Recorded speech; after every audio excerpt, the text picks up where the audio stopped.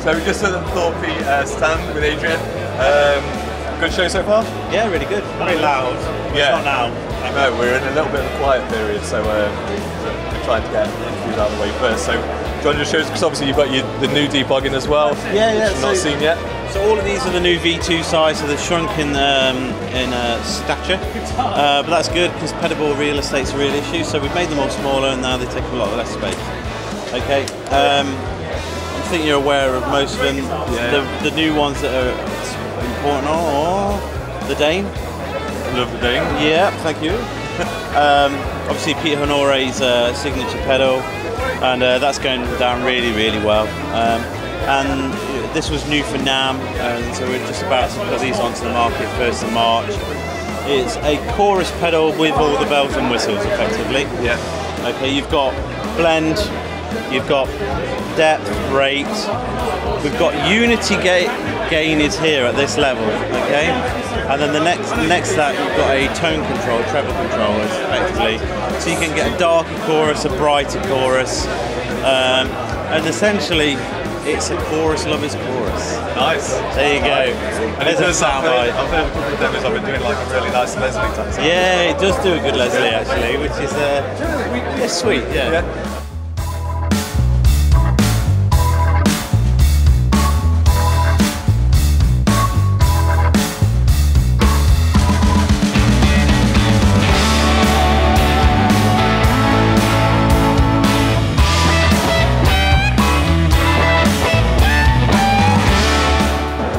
Matt from Fidelity. Fidelity Guitars, which you would have seen on my channel before. So what we've got some new things I see. Yeah, we've got nice. a bit of everything today. So we've got one of all 6 guitars from the current lineup. So we've got Double Standard 2019, the metallic purple one over there. That colour's really nice. Thanks. Yeah, I had a bit spare knocking around, so just so that's kind of an evolution of the first shape we came up with. So Double Standard's the first one that we launched, but we've added the forearm cutaway, belly cut, and like the German carve on it as well, just to change the shape up and make it a bit less slabby and a bit more comfortable. One next to it's the JB. So that one's shorter scale length, so Gibson scale length. Gold foils in that one, and got slightly different wiring on there, so we've got a series bypass switch in it, so as well as the main rotary selector, you've got something you can hit to jump to the loudest sound in the guitar, so it's kind of like a solo switch almost, which adds a bit more versatility. One down there is a variation of the JB that's a signature one for Josh Hayward from the Horrors. Yeah, nice. So he's had that out on tour around the world this year. And is this the one with the tone bypass? Yeah, so this one? So that one's got 2 tones, so tone for each thing, and then a master volume, and then it's got a kill switch as well, and a slightly different wired circuit. Which one's got tone bypass? That's that one, the blue one's got that one. Yes, that was it. Yeah. So this was just sort of a variation of that, but a bit more twangy and a bit more hollow as well. So he wants something to feed back a bit quicker. So he took more weight out, or took more wood out of it than we normally would, including under the bridge itself. So there's actually a cavity under the bridge to help it really start to like shake a bit. Yeah. Sweet. And then bass. New bass. Yeah. Nice. New bass. So based on that JB shape, but like scaled up a little bit. And we've got Marco Mojo pickups to wind us some custom units based on an old 4001 like limited edition Rickenbacker that I've got. It's like my favourite bass sound ever. So he managed to take that style and put it into the gold foil casings and keep that kind of look with it. And we've got a local company who do our bridges to Millis, custom bridge, custom ferrule block for it. Very solid bridges. Yeah, so it's got a big brass block in the back of it as well. Graphite reinforcement in the neck, so super solid. Real. And then the newest shape that we've got. Yeah, this is amazing. that finish as well. You did another one in the more sunburst. The harmony burst kind of thing. Yeah. So that one's actually the first one was for Mark from Mojo Pickups, commissioned it as his own guitar and wanted something based on an old Stella Japonica, which is like a 60s catalogue guitar from Japan. So I took that as the inspiration, made something, sort of refined it a bit, and turned it into this sort of 3 pickup beast. Got loads of custom metal work, Charlie Christian style pickups, so they're super low output but really clear and loud, and lots of switching options in there. So there's basically 2 pickup selector circuits that you can flip between A and B to get really quick access to a lot of different sounds. Sweet, nice. And then the last one's the J. Wilgoose signature version of the double standard. So it's J. Wilgoose from Public Service Broadcasting. So it's got 2 different types of P90s in it. There's a rod magnet version of the bridge to be more like his Strats and Telly, that are like his main stage guitars, and then an underwound P90 in the next to get a bit more sort of Gibson-y kind of woof to it as well. So yeah, he's had that out for the last year, played over in Belfast for the launch of their new sort of Titanic themed EP earlier in the year. Epic sounds. Yeah, so it's awesome. Great, really made up to be working with like 2 bands that actually love us as bands, so it's awesome to be able to get guitars. Cool. Cheers for that. Anyone else while we're here? Anyone else you've been looking at while you're here? Yeah, I had a look at Maybach's stuff. They're awesome. They're so cool, just like to be able to proper Gibsons. Yeah, to be able to, and also the ones that are like somewhere in between that look like lost kind of. No, because they were saying that they're their first like own design or something, weren't they? I think there's 2 of theirs over there, their own, really nice. own design, especially the the black one that's got like the small custom shop pickups in it and stuff.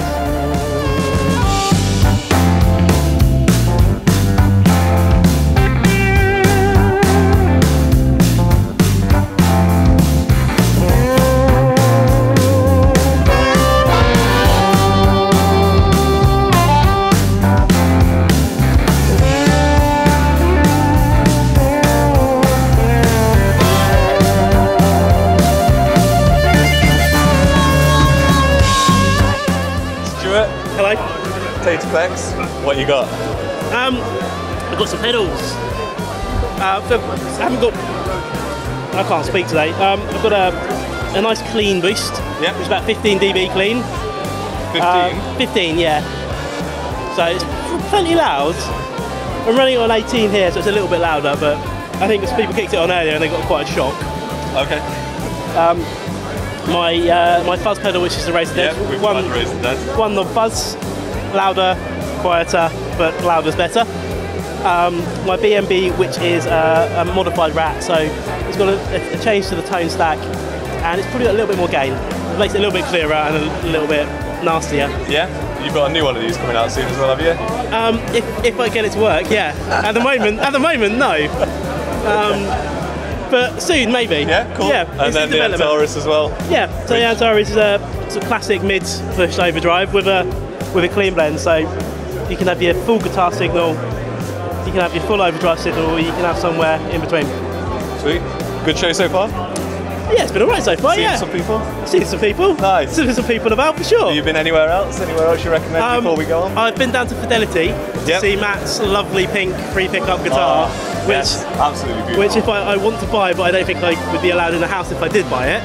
I think it's worth the risk. I briefly popped up to Origin as well to check out the Revival Drive. Yeah. Which I mean, it's a big pedal with a lot on it, but it sounds great.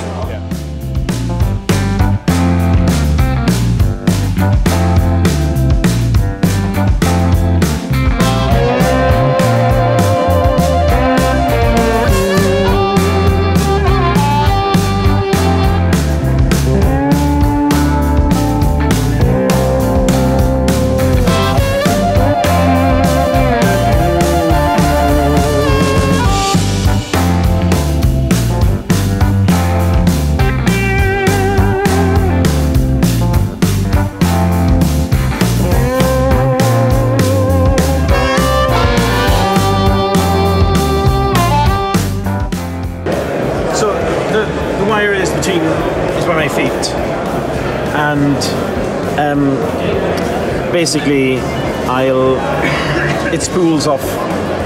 Yeah, because a lot of people think you actually roll wire, like, you know. Yeah. I mean, I can see why they think that, but it would just break. Okay, because it's so thin. It's like look at that. I don't know if you're picking that up. But that's thinner than a human hair. And if I just go like that, it just breaks. So there's no way you're going to roll it off. So it just spools off the wire like that. I'm just coming to the end of this pickup actually. So you can see me finishing this pickup.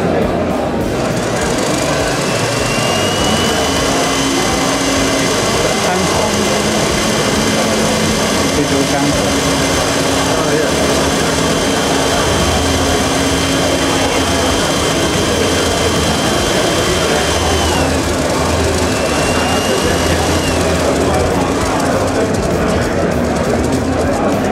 there you are. So I'll take this off now. And there's a number of stages now which need to be done. But that'll show you how, this is the end of the pickup, so if you just pull that wire, just pull that, and you see how easy it breaks. Yeah, you got to, okay, so that's how thin it is. And now I'll just wind it in, back onto the,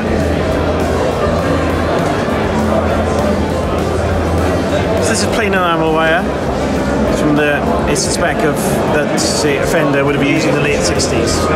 And it sounds different to the form of our wire that's on, say, our Facebooks. It just sounds different. You know, even when you start making pickups, at first you're skeptical. You know, it just looks different, but it does sound different.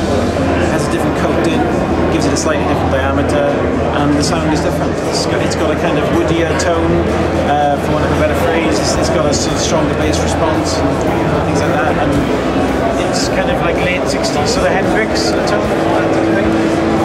So what was that you were winding? Monterey Strat.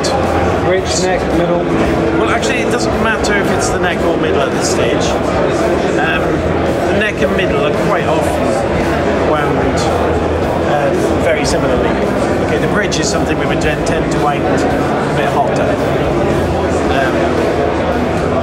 And I suppose there's so many factors, isn't there? I mean, the tension on the cable, how many winds, obviously. Yeah, definitely. That will change things. That's one of the most significant changes of the game, really, because if, you know, a classic Strat pickup will have, say, 8,000 winds on it. And if you were to increase that by, say, 10%, then you would have more volume, but you would also get a darker sounding pickup. So, by the same token, if you were to underwind by 10%, you'd have less volume and a more trebly pickup. Sorry, a brighter sounding pickup. So that is, once you know that, that's one of the tools in your arsenal in terms of varying the tone. The other is the sort of how you actually vary, how you wind it, the patterns. Everything has an effect on the tone. And when you make pickups, you need to do your kind of apprenticeship in terms of studying, right, if I wind it like this, what will it sound like? And that is experimentation, which you do over the kind of cold months, really, where you know, right, what does pickup A sound like? A's got winding pattern number 1, you know, and right, this one's got this winding pattern, what does that sound like? And you measure it, you record them, and then you know a lot more about how to shape the tone, you know? So when you say pattern, is that literally the pattern you form with your hand? So it would differ if there was a larger amount of wire in the middle of the pickup rather than the top or bottom of it? I mean, that will have an effect, but not so much that. I would say more, are you winding it straight on, which we would call plain winding. So that would be just holding it there, and it just goes straight on. Then maybe you move it a little bit, and you just fill it. Or you could be doing a wide scatter or a tight scatter. They all sound different. And yeah, that's the bit that we want to keep to ourselves, really, because it's been, we've worked hard to get it, that knowledge.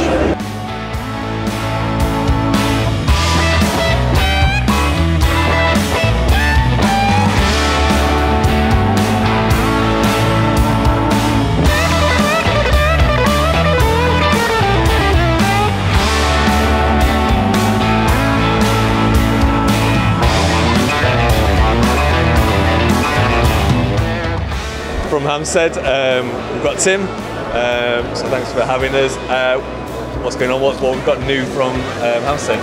So we've got the products we've had for a little while, so the Artist 60 and the Artist 20 amps, which we've had a bunch of great people coming down and trying them out. We've built up a little board with some Odysseys on, which is our drive pedal. It's basically to kind of showcase all the different things you can get out of an Odyssey. So it's exactly the same pedal, just set different ways, and you're getting like a clean boost, low gain drive, kind of TS style drive, classic rock, scoop metal and saturated fuzz, all just kind of back to back, so people can hear the versatility of it. So is this basically what every board should have liked? Well, yeah, in an ideal. Yeah. Nice. So so we've had some people playing through that, and the big black box on the back is our version 2 trem pedal, which I'm pretty excited about. That's ready and is going to squeeze into a case the same size as the Odyssey. So your old one was like more like square, a bit bigger. Sort of thing, wasn't it? So we've got Peter, the guy who does all the electronic design. He's going to be scratching his head on how to squeeze it into a tiny box.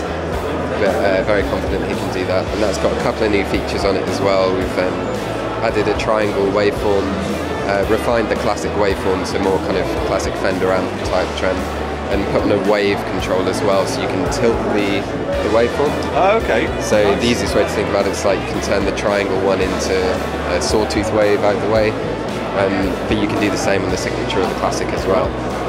So, and this, if I'm right in saying, the signature is basically what's in the amp. It's the trem from the amp. So perfect sine wave, perfect triangle wave.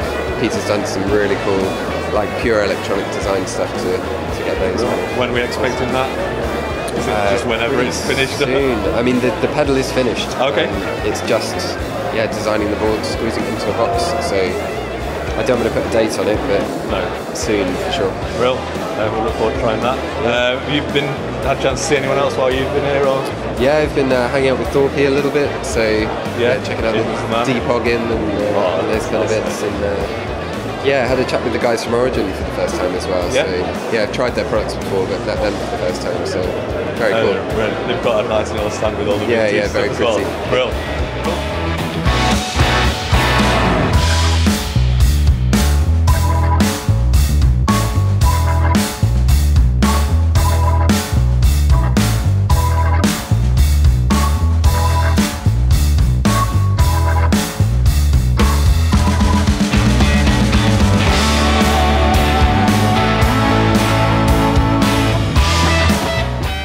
So we're at the Sheargold stand at the guitar show. What have we got? We've got a couple of new things, a couple of old things. We do indeed, yeah. So we'll start with the Masquerader, which has been launched sort of 2017, so a couple of years now. Basically we've got, this is the Masquerader shape, designed in the UK by Patrick James Eggle, made in Indonesia, and then everything sort of passes through Patrick's workshop for inspection with us in the UK. We've got 4 different pickup configurations of the Masquerade at the minute. So we've got a P90 and a humbucker. All are fitted with USA Seymour Duncans. You've got rosewood necks and boards, solid mahogany body, compensated brass saddle, coil tap humbuckers. So that's the Masquerader 1. And then you've got the Masquerader 2, which is a humbucker single. And the Masquerader 3, which is 3 single coil, and then round here the Masquerader 4, which is double humbucker, available in black only, slightly different spec. You've got a mahogany neck with an ebony board, and then exclusively for this show this weekend we have launched the Provocateur, which is our brand new guitar.